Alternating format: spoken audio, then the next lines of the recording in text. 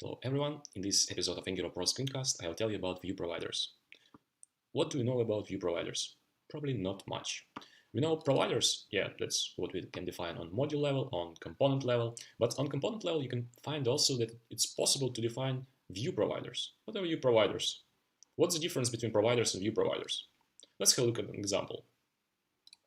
I created the simplest possible carousel that, like a content, gets some elements and it's switched by time or with help of some controls.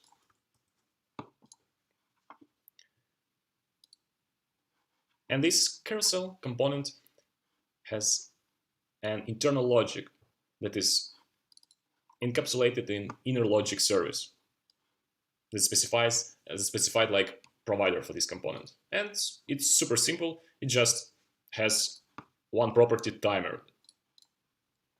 And we would like to keep this inner logic really isolated. We don't want other engineers to change this parameter.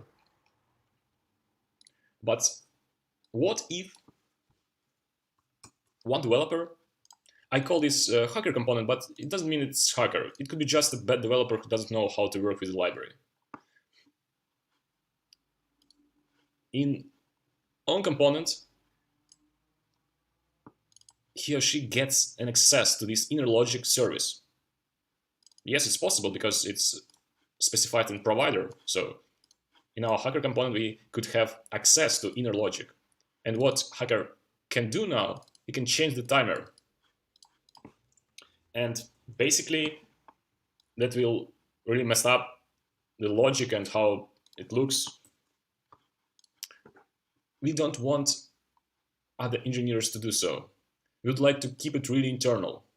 For this, we specify our service not like provider, but view provider. It means that only components that are specified inside the view, not content, will have access to this inner logic service. Now, hacker is still there, but it will be not possible for him to get this inner service. And our carousel works, and all good.